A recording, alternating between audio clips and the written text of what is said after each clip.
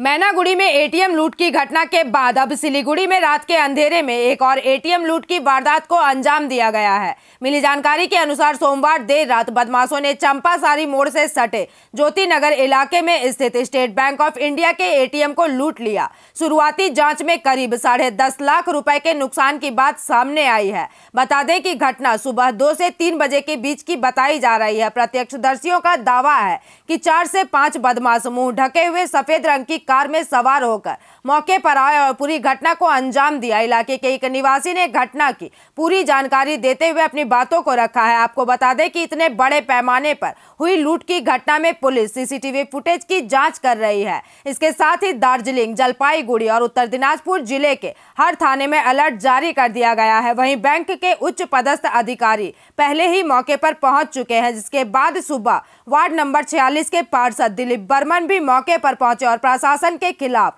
अपना गुस्सा जाहिर किया। बता दें कि इस घटना से पूरे शहर में सनसनी फैल गई है। स्थानीय निवासियों ने सुरक्षा उपायों की कमी और पुलिस द्वारा त्वरित कार्यवाही नहीं होने पर अपना गुस्सा जाहिर किया है। कितना पैसा हो सकता है? अराउंड 10-50 हो सकता है। सर एक लास्ट कब अपलोड हुआ था पैसा? वो अभी हम लोग चेक करेंगे, अभी देखा नहीं। कुछ वीडियो भी था क्या? नहीं, वो चेक करेंगे, अभी चेक नहीं किया। जब चेक करेंगे हम लोग क्या वो प्राथमिक तौर से क्या लग रहा है? गैस कटर से करता है? গ্যাস কাটার ঘটনা এবং কি দেখেছিলেন? আমার মেয়ে যখন প্রথম 100 ডায়াল করে তখন ওর মোবাইলে আমি টাইম দেখলাম 2:10।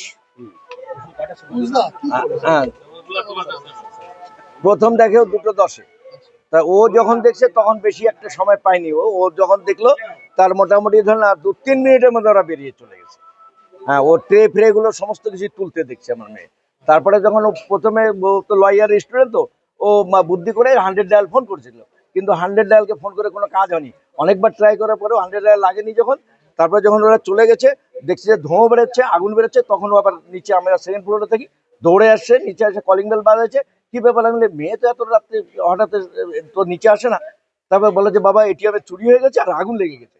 পরে আমি বেলকনিতে আসি, বেলকনি থেকে দেখছি আর প্রচুর ধোঁয়া বেরোচ্ছে। তারপরে তাড়াতাড়ি নিচে নামছি, নিচে নামে আমি নিজে ওই উপর থেকে 100 ডায়াল করছিলাম, কিন্তু 100 ডায়াল লাগেনি। না লাগার পরে গিয়ে তারপরে দেখা গেল যে আমার কাছে কিছু অফিসারদের নাম্বার ছিল। পরে দেখলাম যে পিসিপাশি বড়বাবুর নাম্বারও আমার কাছে আছে। তার আগে 2টো নাম্বারে ফোন করেছিলাম, তারা তোলেনি। তারপরে পিসিবাবুর বড়বাবুর নাম্বারে ফোন করার সঙ্গে সঙ্গে উনি তুলছে। তোলার পরে বললাম যে স্যার, আমি ত্রিবেণী লজের মালিক বলছি, আমার বাড়ির সামনে যে এটিএম আছে সেই এটিএম চুরি হয়ে গেছে, প্লাস আগুন লেগে গেছে। হ্যাঁ, তারপরে উনি কিছুক্ষণের মধ্যে গাড়ি পাঠালো, দমকল আসলো, ব্যাস। কতজনকে দেখা গিয়েছে? 4 জন। 4 জনই মুখবান্ধা ছিল। গাড়ি একটাই গাড়ি ছিল। গাড়িটা সাদা রঙের ছিল। গাড়িটা কি গাড়ি ছিল বোধহয় ওই যে কি বলে ওটাকে, হ্যাঁ না স্করপিও না, ওটাকে আরে হ্যাঁ সুইফট টাইপের গাড়ি ছিল। আপনার মেয়ে ভিডিও করেছে? হ্যাঁ ভিডিও করেছিল। ভিডিওতে মুখ দেখা গেছে? না, মুখ দেখা যায় না। ও ভিডিও করছে, কিন্তু ও বুদ্ধি করে কিছুটা ভিডিও কোন করছে। দিক দিয়ে পালিয়ে গেল? এদিক দিয়ে। এটা গাড়িটা এখান থেকেই ব্যাক করছে। এই যে এই মুখে গাড়ি লাগানো ছিল, একদম এটিএম এর সামনে গাড়ি লাগিয়েছে, এখান থেকে একবার এই গাড়ি ঘুরা দিয়ে স্পিডে বের হয়ে চলে গেছে। আপনার নাম? নিমাই শীল। আপনার মেয়ের নাম? সুচরিতা, সুস্মিতা শীল।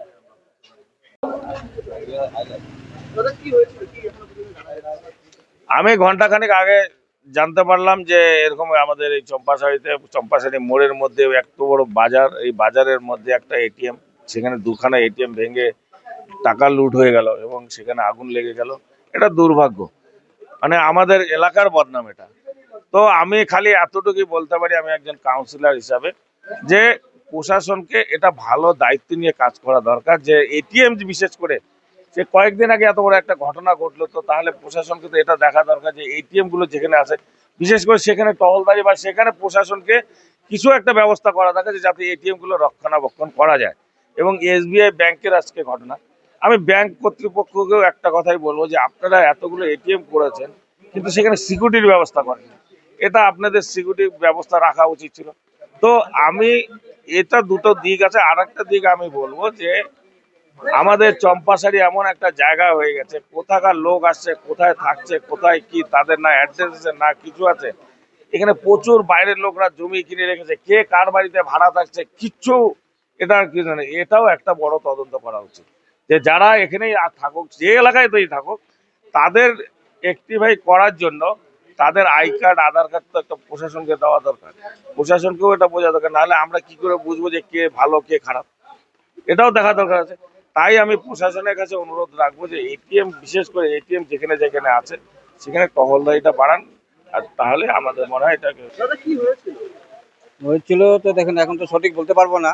আমরা তখন যখন এই কাণ্ডটা হয়েছে তখন তো আমরা ছিলাম না। আমরা নাগাদ এই ভোর 2:30-3টার সময় খবর পেয়েছি যে এটিএমে আগুন লেগেছে। তারপরে আমরা সবাই নামার পরে দেখি এটিএম থেকে পুরা ধোঁয়া বেরোচ্ছে, আগুন লেগে আছে। তারপরে জানা হচ্ছে যে এখানে চুরি হয়েছে। ওনারা এখন চুরি করে এখন আগুনটা ইচ্ছা করে লাগিয়েছে কি শর্ট সার্কিট হচ্ছে এটা বলা মুশকিল আছে। তারপরে সঙ্গে সঙ্গে ফায়ার ব্রিগেডকে ফোন করা হয়েছে, আমাদের শিলিগুড়ি থানাকে ফোন করা হচ্ছে, ওনারা সাথে সাথে চলে আসলো। চলে আসার পরে ফায়ার ব্রিগেড আবার নিজের কাজ করলো, তো আগুনটা বুঝিয়ে দিল। থানা আসলো, অফিসাররা আসলো, ওনারা তদন্ত করলো, করার পরে তখন ওনারাও চলে গেল। Bureau report, PVTV news.